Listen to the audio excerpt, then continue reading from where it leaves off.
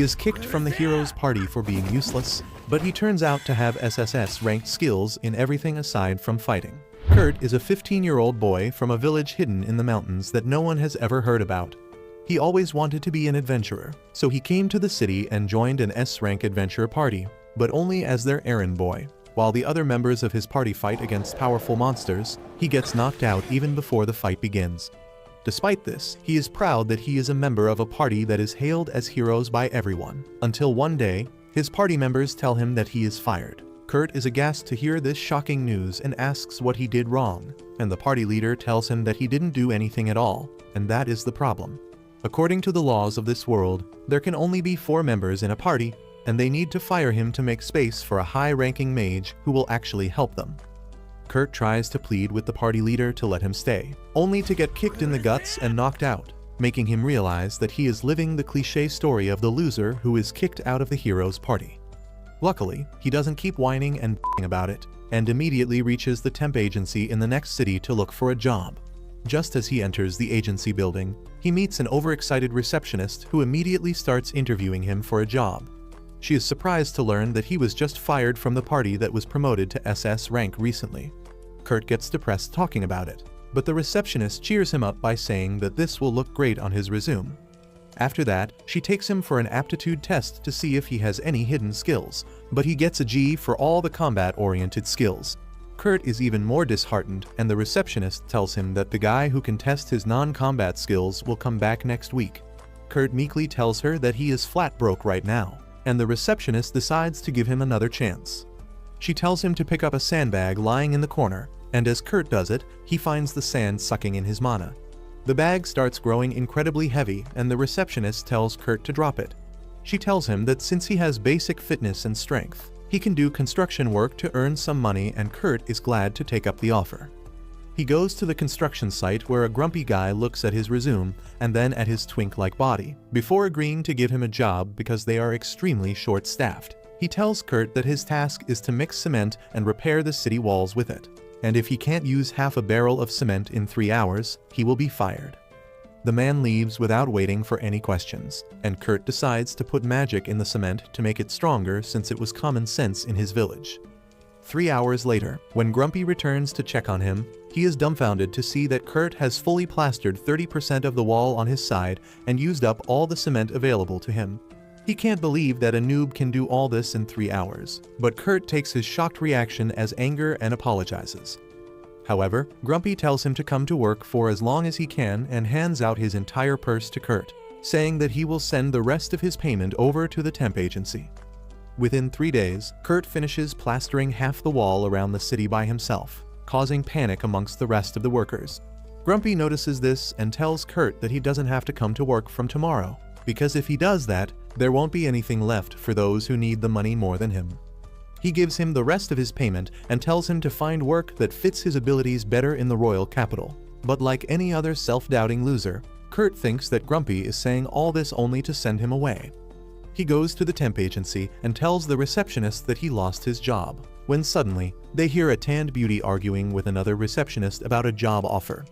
Kurt's receptionist decides to talk to the girl named Ulyssia, who needs a miner to explore a mountain, but she will pay them only if they can find something valuable. The receptionists tell Ulyssia that her offer is not reasonable, but Kurt is desperate enough to ask her to hire him because he has done some mining work back in his village.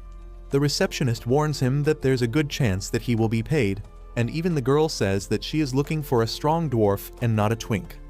However, she doesn't have any money to hire a dwarf, so she agrees to take Kurt with her. As Kurt leaves, the receptionist begins to fantasize about hiring him to be her submissive boy toy, when suddenly, her colleague tells her that the construction boss has sent a check for Kurt's remaining payment.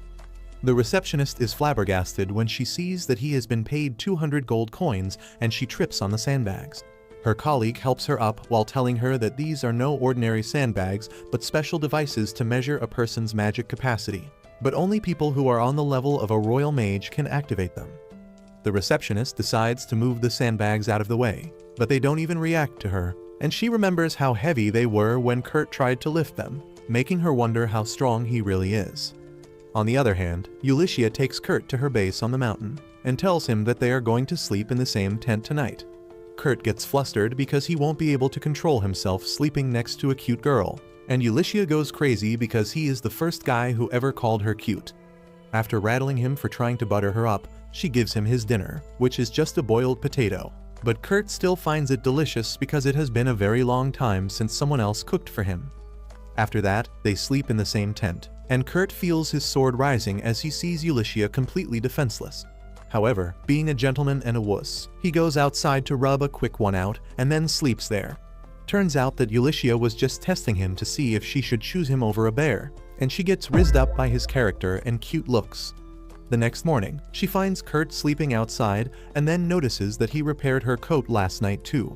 While she is marveling at his abilities, Kurt wakes up. So Ulysses gets to business and tells him that they need to earn 10 gold coins by the end of the week. However, she has no idea how to actually find something valuable in the mountain. But luckily, Kurt has got her covered.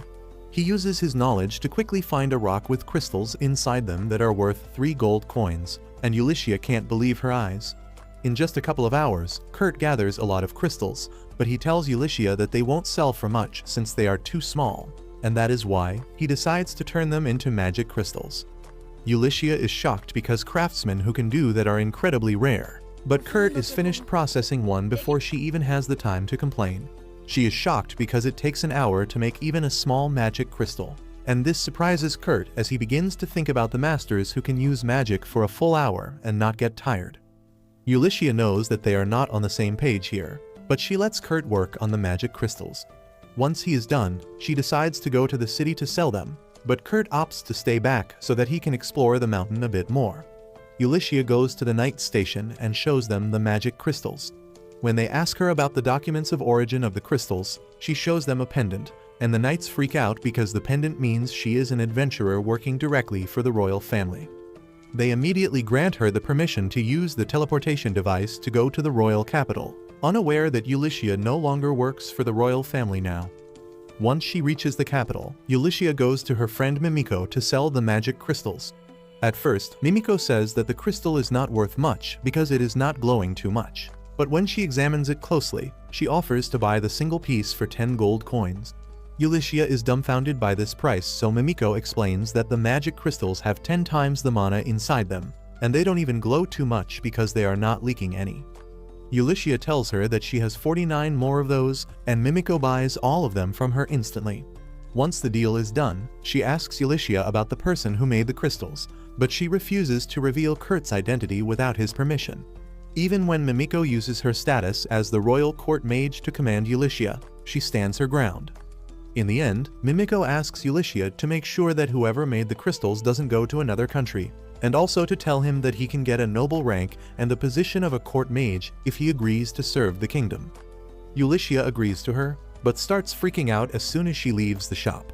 She returns to the other city the next morning and immediately goes to the job agency to inquire about Kurt.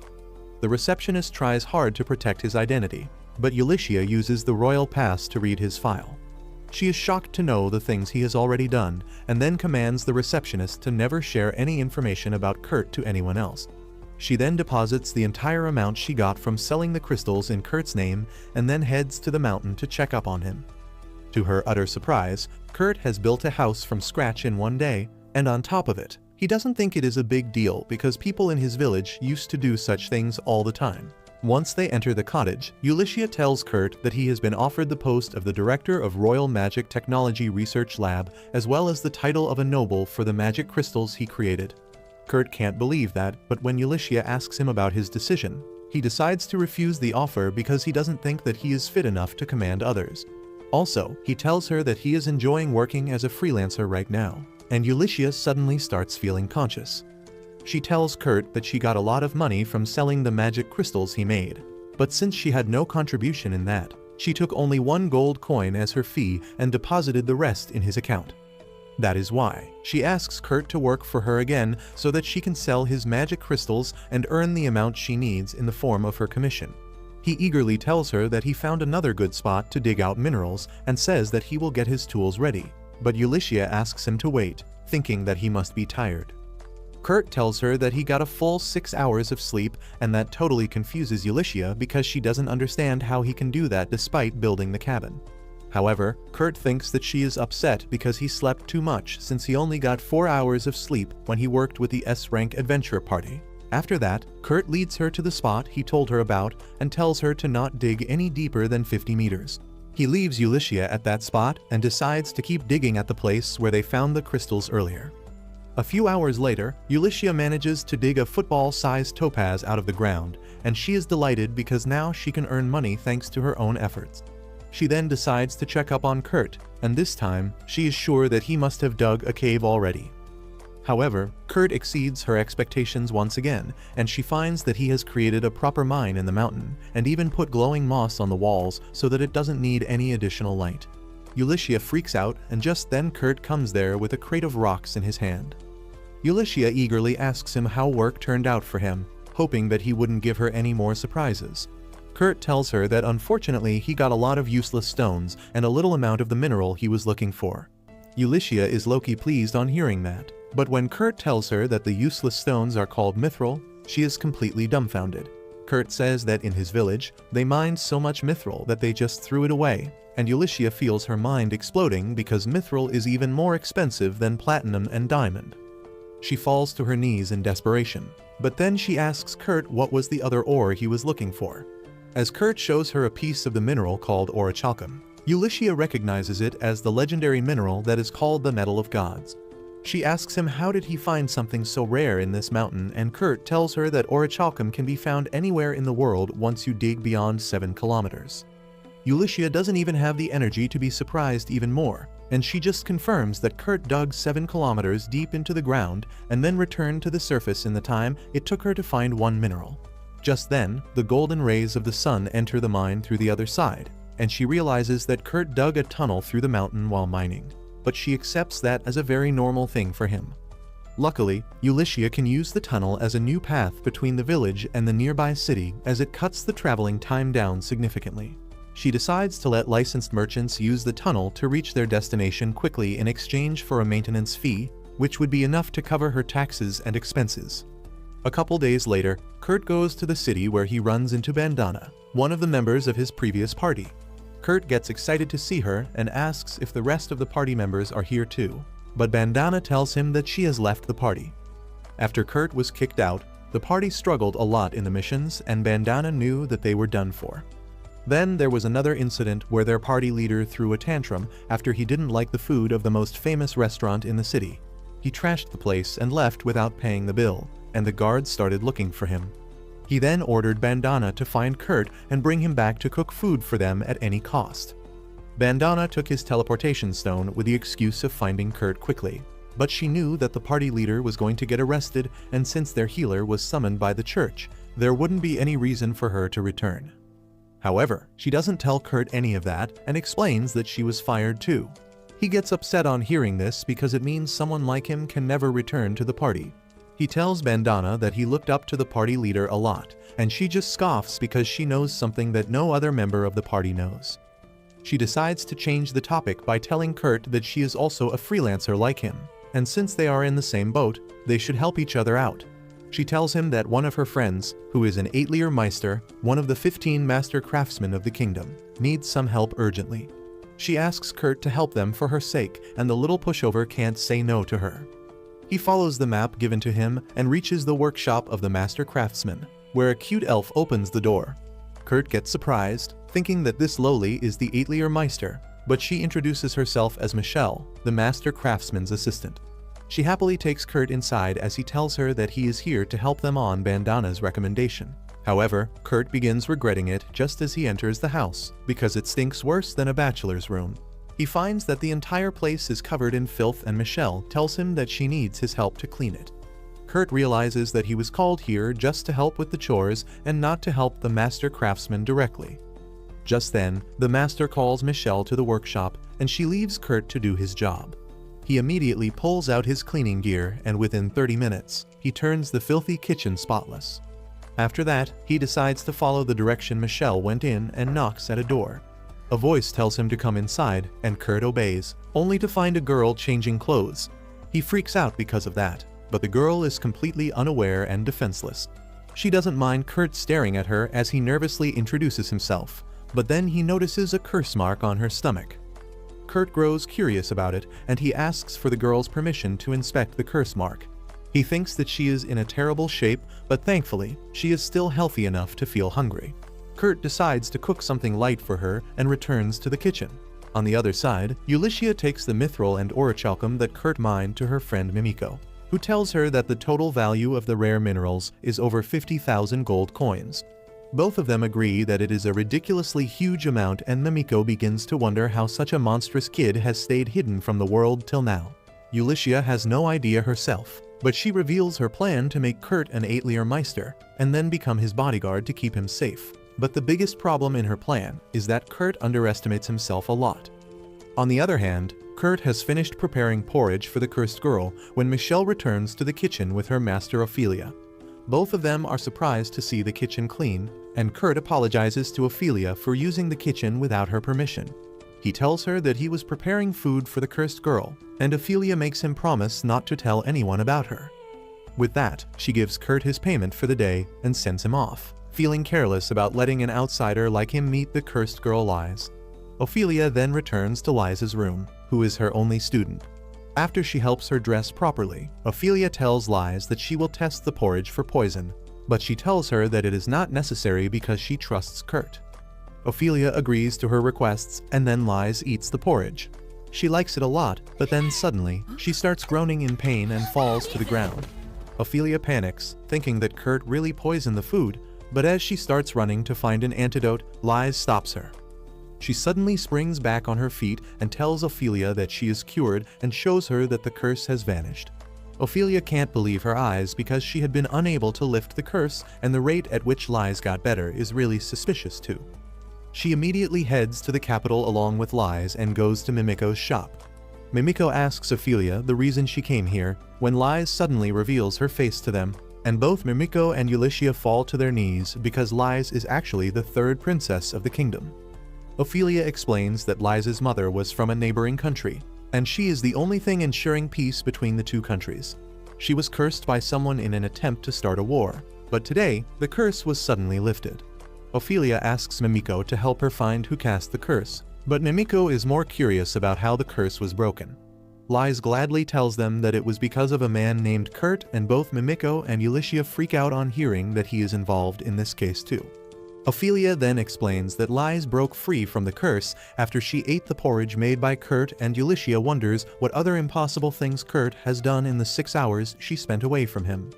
Mimiko suddenly speaks up and says that the person who placed a curse on Liza must have connections with a curse user and enough influence to interfere with the anti-curse barrier around the palace. She has 3 suspects that fit the criteria, and they include Sinova, the first general of the Royal Expeditionary Forces, Pope Tristan of the Poland Church, and Isidora, the third queen of the kingdom.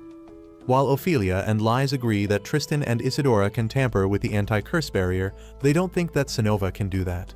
Ulyssia replies that Sinova has connections with the Thieves' Guild, and they are experts at this sort of thing. With no way to pinpoint the exact culprit, Ophelia comes up with a plan. She says that they will lay a trap to find the person who wants to harm the princess. She explains that according to their country's laws, Liza became an adult after her 15th birthday, and now she must spend 1 year in training. Ophelia says that they will create a fake workshop for that and then invent a fake 8-Leer Meister to run the workshop. When Liza starts training under the fake 8-Leer Meister, her enemies will try to gather information about her master, but since it would be a fake, they will not find anything. Mimiko understands that if the princess's enemies try too hard to find out about her master, they will expose themselves, but Ophelia doesn't know where they can find someone qualified to be a fake 8-Leer Meister. Ulyssia has the answer to her problem, and she immediately shows her the magic crystal made by Kurt. While Ophelia is dumbfounded on learning that Kurt has more than one SSS rank skill, Liza is really impressed. On the other hand, Kurt goes to Ophelia's workshop the next day, but he finds that it is closed. He runs into Michelle on the way out, and she tells him that after he visited them yesterday, Ophelia left the house, so there is no work for him to do. Kurt gets depressed on hearing that, but then he gets distracted by his rumbling stomach. He immediately goes to an inn to get some food, and there, he overhears some adventurers talking about canceling a mission because their porter bailed out on them. Kurt thinks that this is a chance for him to get a job, and he approaches the adventurers for it. The girl tells him that a twink like him can't carry even his own weight, But the knight smacks her and tells Kurt that he doesn't look strong enough to help them because they are going to hunt golems that weigh over 200 kilos. Kurt cheerfully tells them that he can handle 200 kilograms without any problem, and to prove his strength, he decides to lift both the men of the group.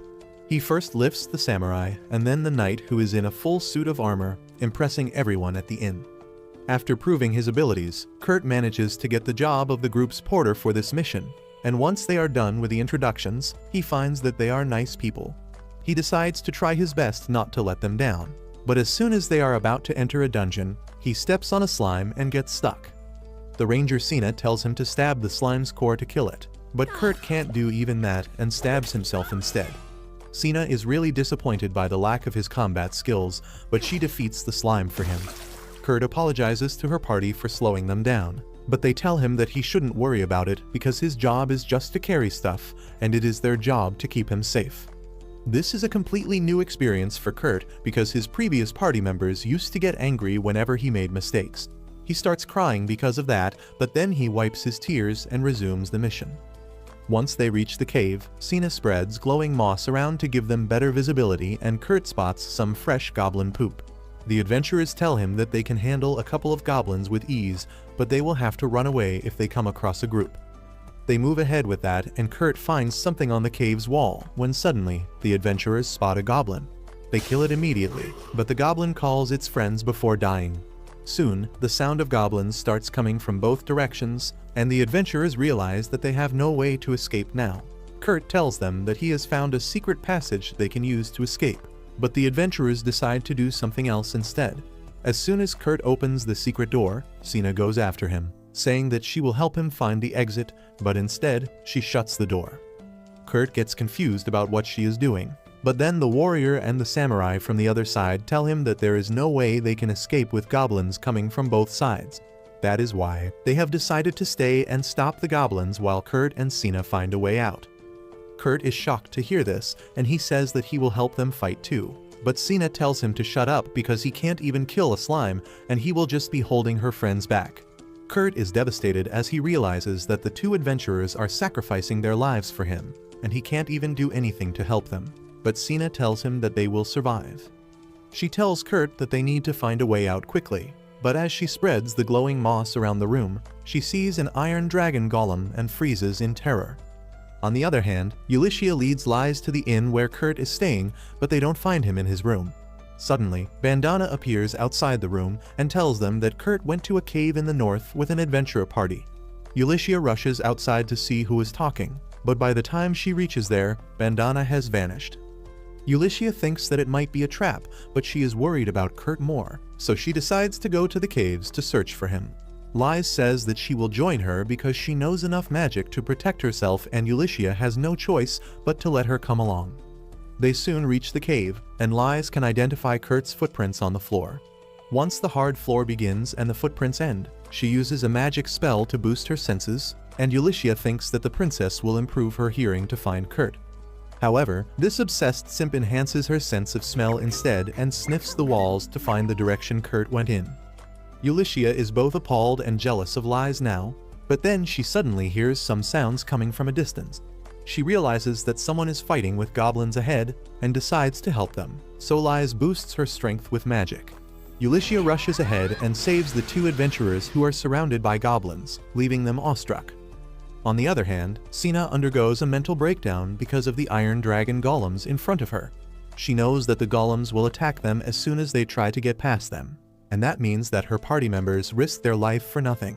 She gets depressed, but Kurt tells her to cheer up because they are going to escape. Sina thinks he is delusional, but then Kurt walks towards the dragon golems calmly. She panics as the golems activate and attack him, but Kurt dodges their attacks and climbs on top of them in a split second. Then, with a single strike of his dagger, he breaks the golem's tail. The dragon golem tries to attack him out of desperation, but Kurt dodges that too, and then breaks its head with another hit. Sina can only stare at him in terror and awe as Kurt swiftly dismantles the golems one by one. She asks him what the hell did he just do, and Kurt simply tells her that he used to mine iron golems back in his village. Just then, Ulyssia kicks open the door looking for Kurt, and the stunned Sina begins telling her how he destroyed the iron golems with his dagger. Ulyssia finds it hard to believe too, but then she decides to deal with the more important things first. She tells Kurt that the adventurers he came here with are fine, and she has important news to share with him. She tells him that a new 8-layer workshop is going to be formed soon, and she is going to work as a bodyguard there. She asks Kurt to work at the workshop with her because Ophelia highly recommended him after his work at her place. Kurt gets happy to hear that, but he hesitates since he feels that he needs to work with the adventurer party. However, the adventurers tell him that he should not let this golden opportunity slip from his hands. Ulysses adds that since the workshop is new, they need a lot of workers and decides to hire the adventurers too. Everyone gets happy with the arrangement, and then Ulysses tells Kurt that he should get his non-combat abilities evaluated before he starts working at the workshop. Kurt agrees with her and reaches the temp agency, where Mimiko has arrived from the capital for his assessment. Once the assessment is done, Kurt goes out partying with his adventurer friends, but Ulysses goes to talk with Mimiko about the results. Mimiko tells her that she told Kurt that he had B-rank skills in cooking, cleaning and mining, and C-rank abilities in the rest of the things. However, that was just a lie, and he had SSS rank abilities in everything. Mimiko says that it is a good thing that she did the evaluation because it will be incredibly dangerous if the news goes outside. Just as she says this, she hears a whimpering sound and turns around to see the receptionist trying to shut her ears to convince Mimiko and Ulysses that she didn't hear anything. Soon after that, Kurt and his group head out to a distant city in a high-speed carriage. While Kurt shows everyone how uncivilized he is by sticking his nose on the window, Liz explains that the city they are going to was once a military base next to demon territory. It is quite far away from the rest of the country, and they can't even teleport directly there. But Liz says that it is still an important city to the Alliance. The adventurer party still can't believe that they are getting employed by the 8-layer Meister in such an important city. But Ulysses tells them that they are well qualified for the job.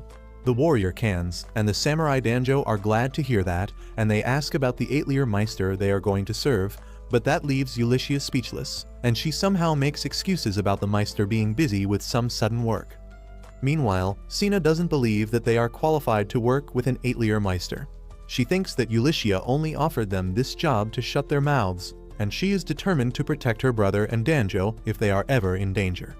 Soon, they reach the city where their workshop is going to be situated, but Kurt remembers it as the city where he started working as a freelancer. He gets sad on recalling how he was fired just after 3 days of working at the construction site. But once they enter the city, he finds that the remaining wall has not yet been repaired. Ulysses distracts him by saying that maybe they are repairing the wall with a different technique, and Kurt buys that lie. Soon after that, they reach the location of their workshop, but it is just an empty plot. Ulysses tells everyone that they are going to stay in an inn till the workshop is built, and then turns to Kurt, asking if he can do it all by himself. Kurt nervously tells her that he can't build a workshop in just 1 day, but he can manage to make one in 3 days. The adventurers are dumbfounded on hearing this, but Ulysses tells Kurt that he should take his sweet time and ask them if he needs any materials. Kurt immediately prepares a list with items like amethyst, sapphires and griffin wings, and Ulysses tells him that she will bring them in 2 days. Sina gets suspicious of the strange list and Ulysses notices her odd reaction. She quickly tells everyone to follow her to the inn so that Kurt can work in peace. She also asks Kurt to come to the inn for meals and rest, and he agrees. With that, everyone else goes to the inn and Ulysses calls a meeting with the adventurers to fill them in about the important details. She introduces herself as an adventurer formerly working for the royal family, and then Liz introduces herself as the 3rd princess of the country. The adventurers' jaw drops on hearing this, and they ask if Kurt is a noble too. Ulysses says that even they don't know Kurt's real identity, but they know that his combat skills are all G rank, and all other skills are of SSS rank. She says that they have not told Kurt about it because he would not believe it, but that makes Sina angry. She lashes at Ulysses, saying that she is exploiting Kurt by hiding the truth from him, and then turns to her brother for support. However, Keynes knows that they are dealing with things beyond their pay scale, so he asks the girls to continue. Liz then tells them that she was cursed by someone and Kurt broke the curse by cooking porridge for her. That is why they decided to set up a workshop in this distant town, so that they can hide their identity from the world and force the person who cursed her to come looking for her. Liz explains that Kurt knows nothing about this, and he is not even aware that she is a princess, but he still helped her without asking for anything in return. Ulysses says that Kurt is too pure for this world and she wants to protect him, and Lies asks the adventurers to help them with that. Danzo and Kenz immediately agree to their request because Kurt is their friend, but Sina still doesn't trust them yet. She asks why should they put their lives online for someone they met just 3 days ago, and Ulysses replies that she understands her very well because she also met Kurt just 6 days ago. Sina is shocked on learning this and she leaves the inn, wondering what to do. She decides to check up on Kurt first and tell him the truth. But once she enters the workshop location, she finds that Kurt has already finished the basement. She is left aghast by this, but Kurt tells her that he is going really slow because in his village people could build 12 houses in just 1 day.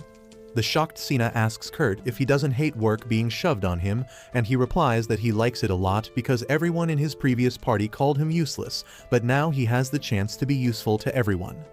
Sina suddenly realizes why Ulysses said Kurt is too pure, and she decides to join her act and protect Kurt from the world. On the other hand, Danzo returns to the city where he worked earlier and meets Bandana, who is working as an informant. She tells him that the porter who bailed out on their last mission is actually a career criminal who joins parties to sabotage them. She says that one of their rival parties had paid him to make them sign up for the dangerous mission so that they would all die, and he almost got that done. Danzo thanks Bandana and pays her fee for the information, before going to the bar where the traitor is enjoying his success. He curses Danzo's party for surviving the dangerous cave and then getting a job offer from the third princess. But he still plans to crush them so that his value increases in the eyes of his future clients. However, as he notices Danzo sitting behind him, he freaks out and runs from the bar. He trips on a wire and Danzo easily catches up to him, saying that he should have been more aware when he hired him. The traitor pisses his pants as he begs for mercy, and fortunately for him, Danzo didn't want to kill him. He just leaves him with a warning about never coming near his friends again. But this disappoints Bandana, who was hiding in the darkness the whole time. She wanted Danzo to deal with the traitor because he could create problems for her master's plans in the future. But just as she is about to do it herself, 2 spies arrive there and take the traitor away. Bandana recognizes them as the members of the intelligence unit run by Mimiko, whom her master had instructed her to leave alone. Just then, she gets a message from her master about her next mission to investigate Kurt's hometown. Meanwhile, 3 days pass since Kurt started working on the workshop, and when everyone arrives to check it out, they can't believe their eyes. The workshop is the most luxurious building they have ever seen, and there are fruit-bearing trees in the garden. No one understands how Kurt did all this in just 3 days, but they have not yet seen the inside of the workshop. It is fully furnished everywhere, and Kurt has even created a special device that can create all the water they need. That is the part that confuses everyone the most, and they ask Kurt to explain how he made it. He tells Ulysses that he turned the gemstones he ordered into magic crystals so that they can provide water, light, and heat to the building throughout the year. He has also built private rooms for everyone and a lavish office for the Atelier Meister. He asks Ulysses when the Atelier Meister will return, and she makes an excuse that he got busy with something new this time. She then asks him where is his room, and he replies that since he is just in charge of errands, he doesn't need a room, so he is going to stay in the empty kitchen closet. Everyone freaks out on hearing this, and then Ulysses and Lies tell him to use the office as his room because it is going to be empty for the time being. It takes 2 hours of convincing from everyone to get Kurt to agree to use the office as his room. Ulysses then asks him if he can create a barrier to protect the house from curses, but that is beyond Kurt's expertise. Ulysses has to use the old-fashioned way of putting warding circles all over the house to protect Lies and others from curse, but she gets startled when Lies opens her door, expecting that it is Kurt who is here to sneak into her bed at night. However, the next morning, as everyone gets busy enjoying the food prepared by Kurt, he goes on a mission to clean the warding circles, thinking that they are graffiti. Ulysses rushes to stop him, but she is too late and Kurt cleans the last circle in front of her eyes, even though Mimiko had said that they are impossible to remove. She somehow makes up a story to explain those circles to Kurt, but then she starts worrying because she doesn't have any more of them, and if someone targets the princess now, she is the only one who can protect her. A few days pass since that incident, and fortunately, there have been no attacks on Liza's life. Ulysses is relieved that the princess looks completely fine, even though Kurt erased the magic circles to ward off curses. She wonders if it is because their enemies don't know about her location, or if Kurt's cooking is simply nullifying all the curses cast on her without letting anyone know. Also, Mimiko has arrived in the city and spread her network of spies to catch their enemies, and Ulyssia thinks they can rest assured for the time being. She then tastes the cake Kurt has made and loses her mind over how delicious it is. Lies also praises the cake, and Kurt tells her that he made it using rice flour. Lies remarks that he is great at making rice dishes because it was his rice porridge that broke her curse. She asks him to prepare that any time she falls under a curse, but Kurt tells her that there is no need for that because she will not be cursed again. Ulyssia is surprised to hear this and asks Kurt how can he say that so confidently because earlier he told them that it was difficult to create a barrier to protect against curses. Well, Kurt tells her that it is indeed difficult to create a barrier to ward off curses inside the building, because the building itself is a barrier that reflects all curses. Kurt explains that he can't create another barrier inside of it, which is why he made his earlier statement. He adds that he tweaked the function of the barrier a little, and instead of reflecting the curse on the user, it makes them shine brightly because he doesn't want anyone to get hurt by the curse. Ulyssia immediately leaves to inform Mimiko and others about this, and Kurt asks Lies if she would like to go shopping with him. Lies gets sad on hearing this because despite wanting to go with him, she cannot leave the safety of the building. On the other hand, General Allraid and his assistant are patrolling the city walls because of a thick fog surrounding them. The general has a feeling that something bad is going to happen, but his assistant tells him that they shouldn't worry too much because the city walls were repaired properly. He reminds Allraid that he acted as the project supervisor himself, and the general replies that he did it to make sure there were no enemy spies who compromised the city's safety. Meanwhile, Mimiko, Ophelia, and Ulyssia find a curse user who is glowing even after his death. Mimiko tells them that he was already dead when her spies found him, and Ophelia remarks that Kurt created a really strong reflecting barrier that works even when the target is dead. She says that if Kurt fully cooperates with them, they can solve this problem in just one day, but Ulyssia is against it because she doesn't want to put him in any danger. Suddenly, they hear the city alarms going off as an army of skeleton monsters approaches the city walls. General Allraid and his assistant panic on seeing this, but they quickly gather the soldiers. Allraid decides to stay back and defend the city with his life and asks his assistant to evacuate people. But then suddenly the skeletons walk right into the wall and vanish. Everyone is confused about what is happening, and even Ulyssia and others get this report through her spies. Ulyssia suddenly realizes that the monsters are disappearing after being absorbed into the western side of the wall, which was the part Kurt repaired. Soon, the first wave of monsters is completely absorbed into the wall, but more of them are going to arrive soon. The one behind the attack is Marlefus, the healer of Kurt's former party, who was exiled by the bishop after the party leader was arrested. Marlefus tried explaining that she had nothing to do with that, but the Hippo Bishop told her that her actions have brought shame to the church. However, he gave her a chance to redeem herself and also get promoted to an official priest. Marlefus was eager to know more, and the bishop poured an expensive wine before telling her about the mission. As soon as Marlefus drank the wine, the fat bastard told her that her mission is to help him assassinate the third Princess Lies. She was stunned to hear that, and the very next moment, a curse took over her body. The bishop told her that the wine was cursed, and now she cannot consume anything except water till she killed Lies. Marl accepted the mission, believing that she should follow the bishop's orders because he is a representative of their god.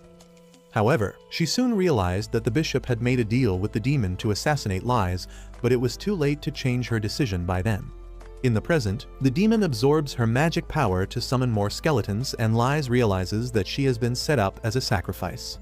The next day, Ulyssia tells Lies and Kurt about the attack of the skeleton monsters that are coming from nearby ruins.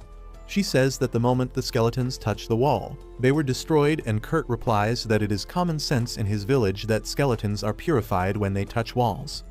Ulyssia isn't even surprised at this, but she knows that Kurt repaired only 1/3 of the wall and the remaining part is still vulnerable to the skeletons.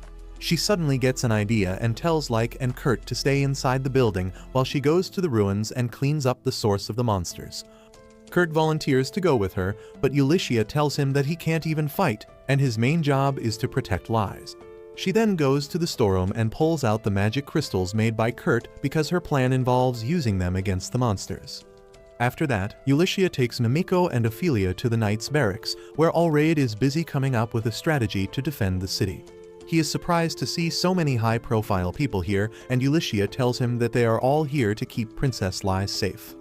Ulysses immediately gets to business and tells Allraid to distract the monsters and open a path to the ruins so that she can deal with the source of the problem. Allraid tells her that it is too dangerous, but Ulysses shows him the magic crystals and says that they are enough to get the job done. Allraid agrees to follow her plan, but he decides to raid the ruins alongside Ulysses, leaving the city's defense to his deputy. They head to the city gates and find a huge horde of undead monsters in front of them. Ulysses tells everyone to close their eyes as she throws a magic crystal at them, and the moment the crystal touches a zombie, it releases an intense burst of light, purifying all the monsters in the area instantly. Even Ulysses is surprised by how effective the magic crystal was, but she has no time to waste, and she immediately charges out alongside Allraid. Back in the workshop, Kurt wonders how he can help his friends deal with the monster problem. He remembers a master blacksmith in his village and thinks that if he can create weapons like him, he might be able to do something. So he starts forging a short sword, but he is not satisfied with the result. Just as he is about to discard the sword, Liz comes there looking for him. She is curious about the sword he is holding, and Kurt tells her that it didn't come out as well as he was hoping, but she can activate a magic spell imbued in it by holding it above her head. Liz says that she likes the sword a lot, so Kurt gifts it to her. She thanks him for that, but Kurt thinks that her cheerfulness is just an act, and she is really scared all the time. He decides to finally confront her and asks if there is someone after her life. Liz gets sad on hearing that and affirms the question, saying that she is causing a lot of trouble for her friends because of that. She says that even now, Ulysses went to the western ruins to stop the people after her life.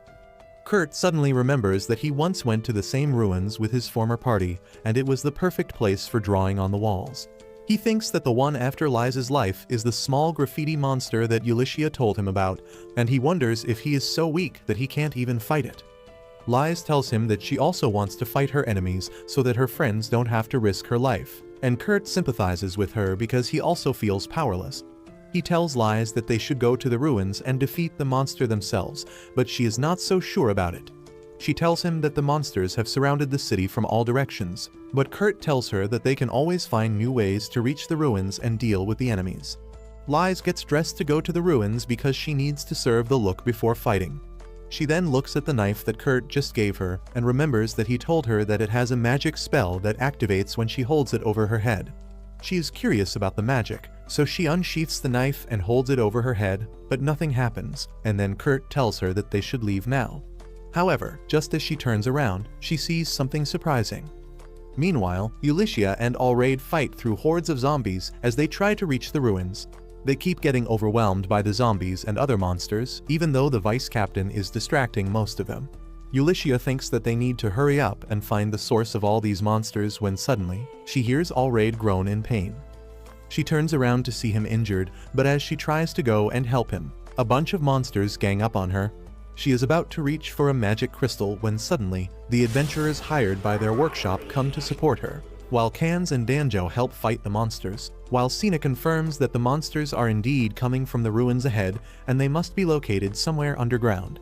Ulysses tells everyone to close their eyes before throwing a magic crystal on the ground to destroy the monsters using its light, and then the group heads towards the ruins. Ulysses gives Allraid a test tube, telling him that it is just soup made from medicinal herbs, but as soon as he drinks it, his wounds heal without even leaving a scar. Allraid can't believe that this medicine is just soup, but the adventurers tell him that he will keep being surprised by what Kurt can do. Just then, a bunch of monsters come out of the ruins and Cans tells Ulysses to leave them to his team. The three of them charge towards the monsters while Ulysses and Allraid slip past them and enter the ruins. Meanwhile, Marl starts feeling really weak, and she figures out that if the demon uses her power to summon monsters for 2 more waves, she will die. The demon decides to check the progress of his minions and finds them surrounding the vice commander, who uses a magic crystal to destroy them completely. He doesn't understand what is happening, and even Marl is confused because she has never seen a magic crystal that can do that. The demon then finds that 2 people have entered the ruins, and he thinks that they deserve a personal welcome from him. Meanwhile, Ulysses and Allraid reach the center of the ruins, and they find the room from where monsters are being spawned. Ulysses throws a magic crystal on the floor and the monsters vanish, but she is not sure if she dealt with the root of the problem. As the 2 of them walk ahead, the demon comes up to greet them. Ulysses says that he is the last boss that they need to defeat and charges towards him. She tosses a magic crystal in air and then slashes it, creating an intense burst of light.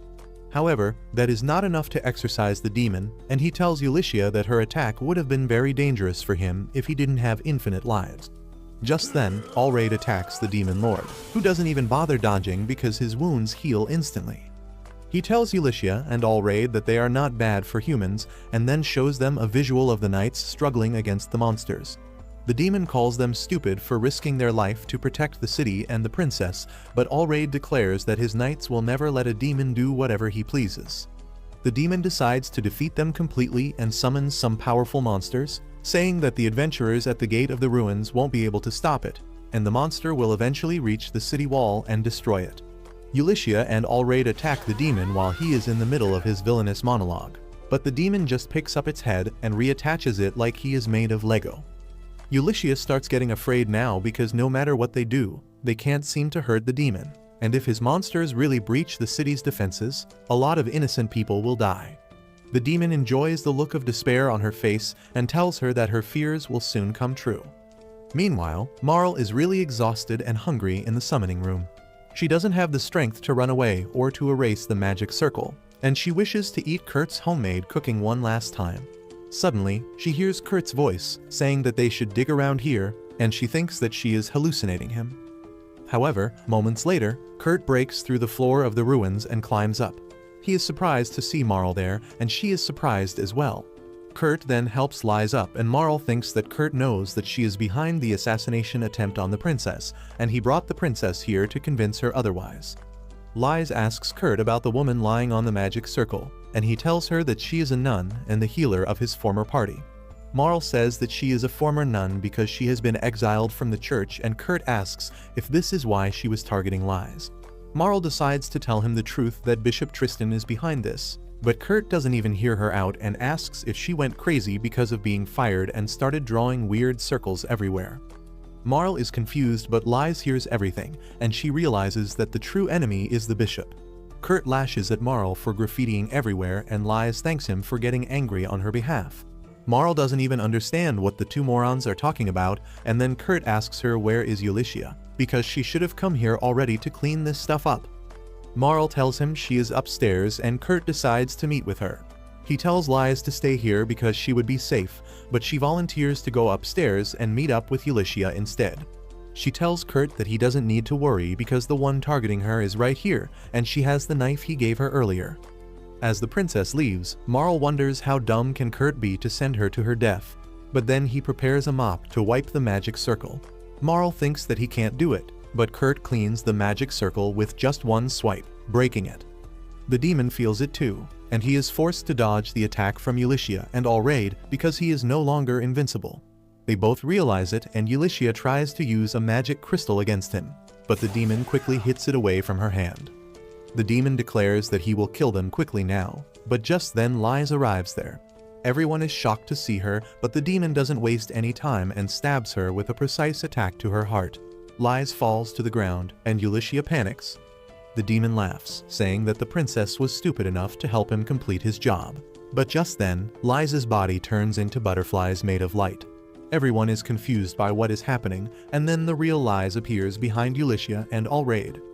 The demon can't believe that he just attacked an illusion because she felt like a real human, and Lies tells him that it is because of the knife that Kurt made for her. She says that the knife has the power to create perfect illusions that can fool absolutely everyone. The demon immediately attacks her again, but it turns out to be an illusion too. The real Lies appears right next to the magic crystal and shatters it, and the demon screams in pain as the light destroys him. Kurt hears the screaming from downstairs, and he wonders what the hell is going on. Meanwhile, the monsters summoned by the demon also vanish immediately after his death, and everyone feels relieved. However, Ulysses is angry at Lies for risking her life and coming to the ruins. She lashes out at her, and Lies apologizes, saying that she felt that she had to do something, and then Ulysses says that she doesn't need to apologize because she really saved their asses. Allraid agrees with her and thanks the princess for saving his life, but she tells him to stop acting so formally. She says that they both did a great job to protect the city and promises to reward them, and Allraid immediately asks for a huge amount of alcohol to party with his boys. Back in the basement, Kurt finishes cleaning up the magic circle and Marl feels really hungry because of the curse cast on her. Kurt hears her stomach rumbling and offers her some rice balls he made. Marl thinks that she will just puke it out right after eating because of the curse, but she still wants to taste Kurt's cooking one last time. She takes a bite of the rice ball and finds that it is incredibly delicious, and the next moment, her curse vanishes too. Marl can't believe it, but now it makes sense to her how Kurt could simply erase the magic circle. She realizes that it was Kurt who was protecting their party all along, and they took his kindness for granted.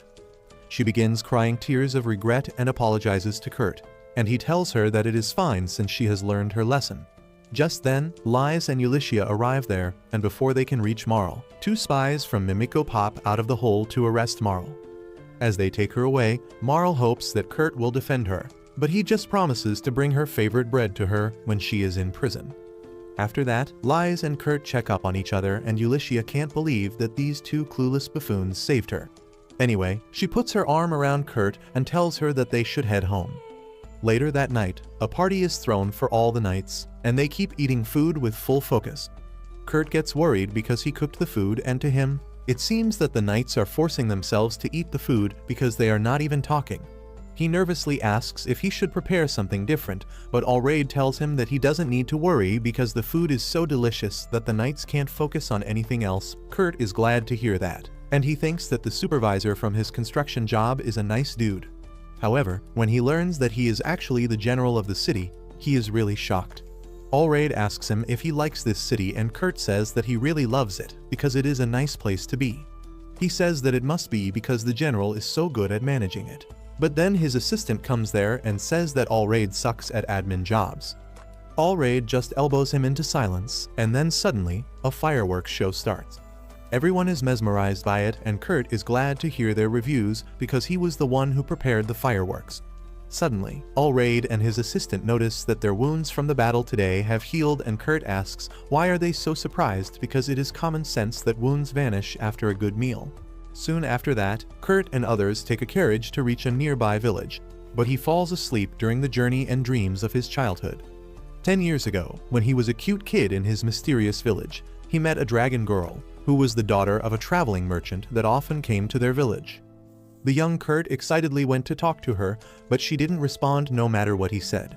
He was about to cry, when suddenly, the girl named Hilda said that her father asked her not to talk to the people of this village because they are weirdos, and she may pick up strange habits from them.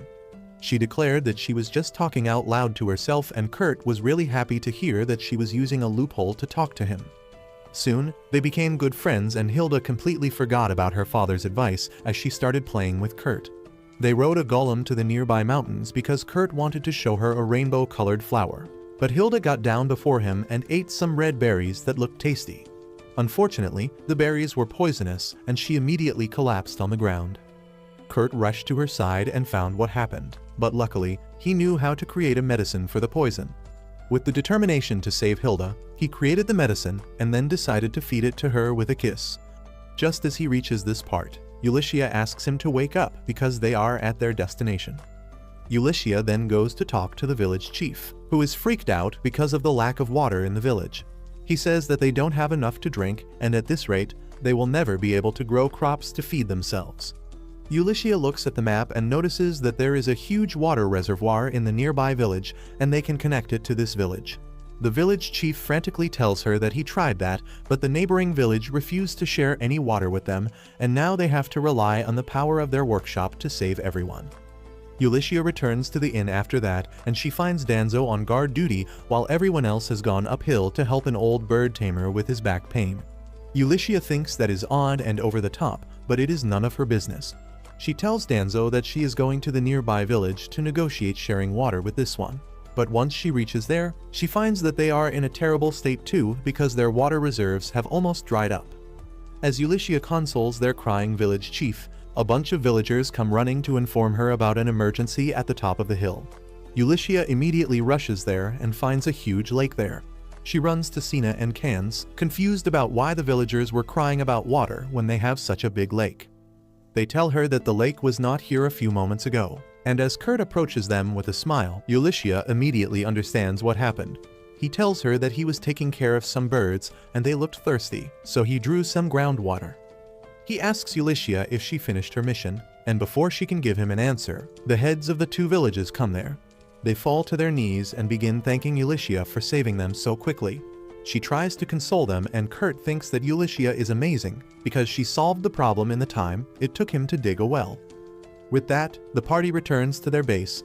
The villagers have gifted them a lot of eggs, and Kurt starts thinking about what he will make using them.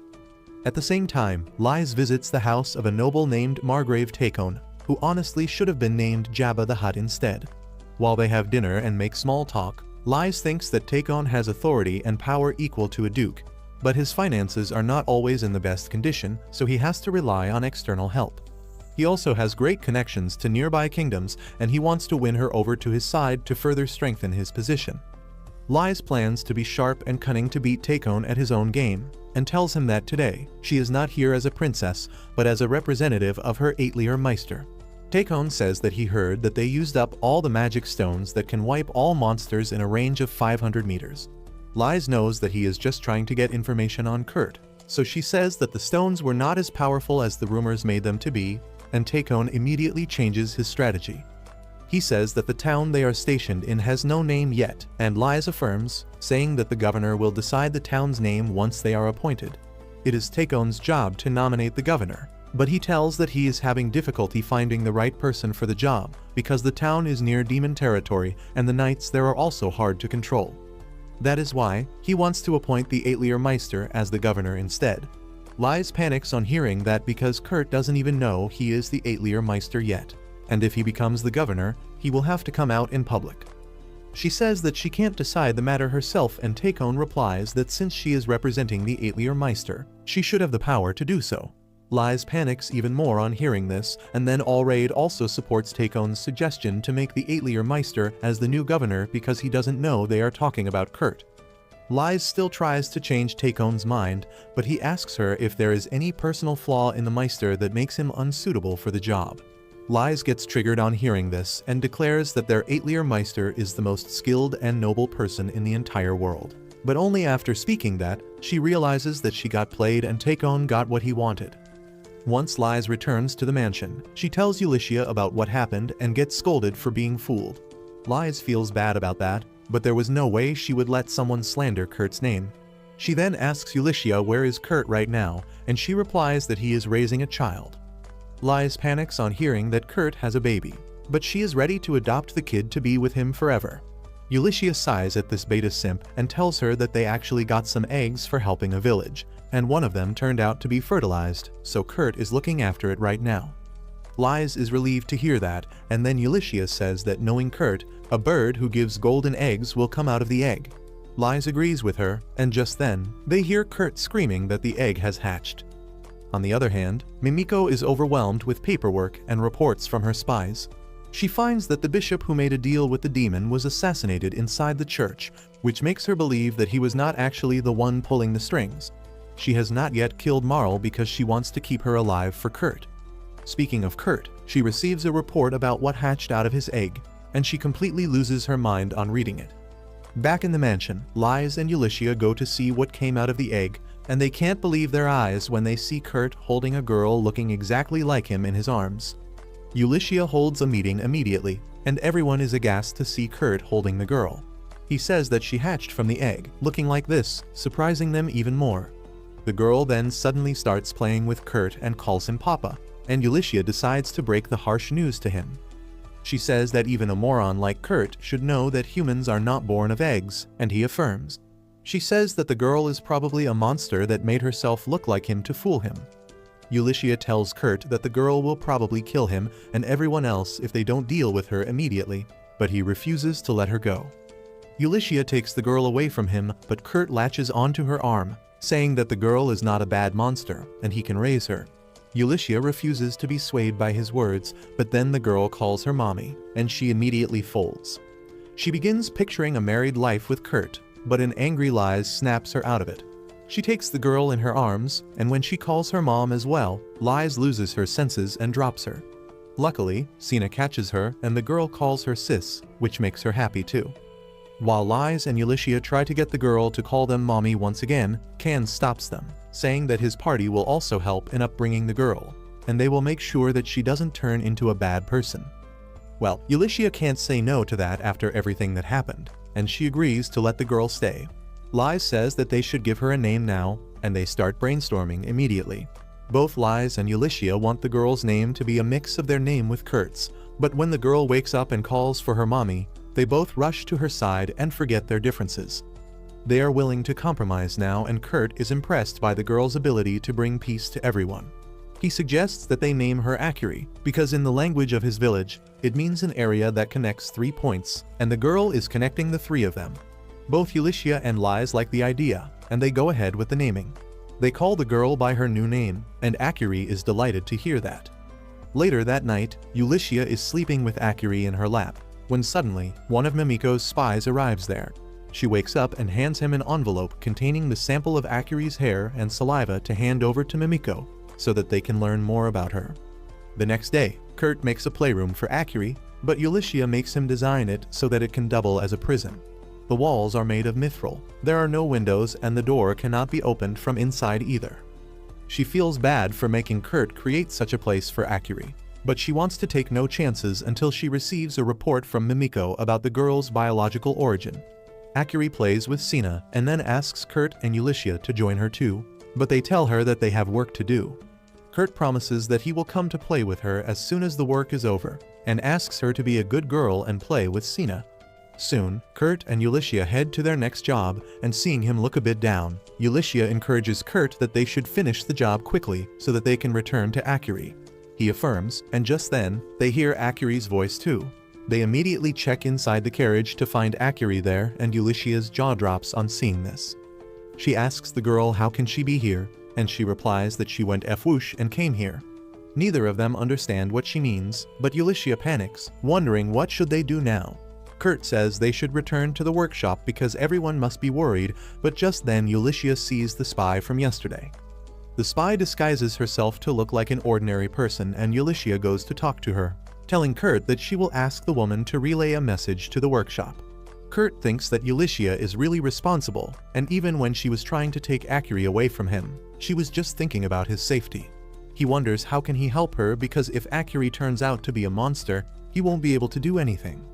He gets sad on thinking that, but Ulyssia returns, saying that neither of them are wrong about the girl yet, and they should try their best to make sure she turns out to be a good person. With that, they head to the next village, where an old man welcomes them, calling them the team of heroes that will defeat the Demon Lord and bring peace to the world. While Kurt and Akiri immediately jump in on the Delulu old man's bandwagon, Ulyssia freaks out because she can't even make sense of what he is saying. Ulyssia tells Kurt to calm down when she is the one panicking. She says that the quest didn't even mention anything like this, and just then a pretty blonde girl arrives there to clear the confusion. She tells Ulyssia that she was the client who put in the request, and the old man here is her father-in-law, who always wanted to be one of the important NPCs in the story who give important missions to heroes. She apologizes on his behalf, saying that he has become senile lately, and thus he has lost his inner filter that stopped him from saying stupid stuff like this. The woman then remarks that she wasn't expecting a newlywed couple to come here for the mission, and both Kurt and Ulyssia get flustered. Akiri, however, confidently calls them her mom and dad, making matters worse. Kurt panics, thinking that Ulyssia will feel insulted that she is being called his wife, and even worse, she is being called a mother when she is so young. He decides to finish the job quickly so that they are not embarrassed further, and asks the client about the mission, and she tells him that her pigs are not eating their feed properly nowadays. One look at them and Kurt can tell that the pigs are just tired because of heat, and he decides to make some feed that will help them beat the heat. The woman thanks him and decides to take her father-in-law for a walk, and then Kurt begins looking around for Ulyssia, who is still bright red and frozen stiff because she was called Kurt's wife. However, this idiot with the emotional intelligence of a dead starfish thinks that she is not moving because she is mad. Anyway, he decides to make the pig feed while Ulyssia is feeling giddy that despite the age and height difference, the woman earlier saw him as Kurt's wife. She begins thinking about having a child with him for real, but then slaps herself out of her imagination. She tries to calm herself down, thinking that she just needs to protect Kurt from the world. But as she sees him working happily, she feels a sharp ache in her heart. Just then, a huge blue dragon flies over her and Ulysses panics because it is heading right towards Kurt and Akiri. She chases after the dragon and yells at Kurt to warn him. However, as the dragon comes down, Kurt asks Ulysses to stop and put her sword back. She is still worried about Akiri when the dragon lands in front of her, but instead of attacking anyone, it silently starts eating the pig feed. Ulysses can't understand what is going on and Kurt says that she might not know it because she is from the city. But in villages, it is common for dragons to come and ask for a share when someone is preparing animal feed. Akiri asks Kurt if this is just a big doggy, and he tells her that it is actually a baby dragon. While they are talking about the dragon, Ulysses suddenly smells blood, and she decides to investigate the matter alone. She soon finds one of Mimiko's spies on the ground, unconscious and bleeding out. She wonders who could have done this when she notices someone hiding behind the bushes. Ulysses immediately attacks the person, and Kurt comes running towards her on hearing the sound. He asks her if everything is fine, but Ulysses tells him to take Akiri and run away. He is confused, but then the person fighting Ulysses comes out of the bushes. Ulysses steps in between Kurt and the demonic Wolverine baddie, who tells them to hand over the kid. Ulysses thinks that she is after Akiri, but Kurt thinks that she is here for the baby dragon. He asks the demon if she is a dragon hunter, but Ulysses can tell that she is not a dragon hunter, but something worse. She once again tells Kurt to run, and as he tries to protest, the baby dragon grabs his collar and flies away with him. Ulysses is not really surprised that Kurt managed to tame a dragon in such a short time, but she has no time to be distracted as the assault mommy attacks her. She soon realizes that she is not strong enough to face her and gets kicked in the gut. The demon approaches her to finish the job and luckily, Ulysses manages to get away using a rake as a prop. She then asks the demon that when she asked them to hand over the child, was she talking about the baby dragon or Akiri? However, the woman remains silent and then tells her that there is no point in knowing that now because she is going to be dead soon. Ulysses realizes that she can't even buy time at this rate, and then the demon fighter attacks, quickly disarming her. She then slashes Ulysses, making her fall to her knees. But as she returns to finish her for good, Ulysses throws a magic crystal at her that explodes when the demon tries to cut it. The explosion turns the whole area upside down, and Ulysses is confident that the fight is over now. However, the demon mommy comes out of the ground immediately, and this time, her horns are clearly visible. Ulysses panics when she realizes the true nature of her enemy, and she loses all hope of winning against her. She wonders why a demon would come out in the open, and the demon mommy says that she is indeed powerful to have given her such a deep wound. She says that now she understands how Ulysses and her group defeated a demon lord, and that makes her realize that she was watching them even before the city was attacked. She wonders if the demon is here for Akiri or for Kurt because frankly speaking, he is a kid himself. She realizes that she doesn't have any more weapons and at this rate, she is going to die. She just hopes that Kurt reaches the workshop quickly and stays safe there because eventually Mimiko and others will realize what happened here. Ulysses is about to accept her fate when suddenly, she hears Kurt calling her name as he flies towards her. She is aghast on seeing him do something so stupid. She wonders if he is planning to fight by controlling the dragon, but he can't do that very well right now and gets tossed down a tree instead. Ulysses walks towards him, asking what the hell is he doing here, and Kurt replies that he is here to escape, but he can't do that without her. Suddenly, a whole bunch of pigs come running towards them, and they get on one of them to escape the demon. Ulysses is still angry at Kurt, asking if it is normal in his village to do something as reckless as this, and he replies that it is his first time doing something like this. He declares that a man should never hesitate from making reckless decisions to protect a woman precious to him. And Ulysses finds herself falling even harder for this smooth talker. But that also makes her sad because she knows Kurt doesn't mean that romantically. Suddenly, a fireball comes towards them from the front and hits the pigs, forcing Kurt and Ulysses on the ground. The demon mommy is in front of them, ready with another fireball, and Ulysses decides to borrow Kurt's dagger to fight against her. She staggers as she walks ahead, determined to protect Kurt even if it means losing her life. As the demon mommy shoots the fireball, Ulysses lifts the dagger, trying to use a special technique that can cut magic attacks even though she has never succeeded at it even once. She thinks she will be able to do it since everything is on the line right now. But she can't manage to do that. As she thinks she is going to be burnt alive, Akiri suddenly arrives there and jumps on her head. As she tightly hugs Ulyssia, the fireball suddenly vanishes and everyone notices the demon woman looking incredibly panicky. Ulyssia wonders if she cancelled the attack herself and then thinks if it was because Akiri was in danger. She asks the demon about it, but she starts coughing blood and retreats. Ulyssia tries following her, but she is too weak and injured to do that, and immediately collapses. Kurt and Akiri check on her as he gives her some medicine, and she immediately starts feeling better.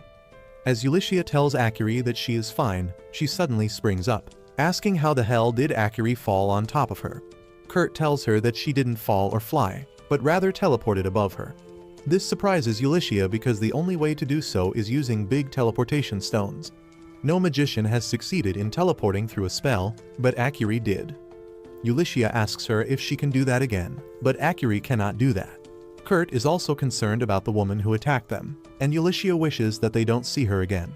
Just then, a pig arrives behind them, looking incredibly sad and hurt.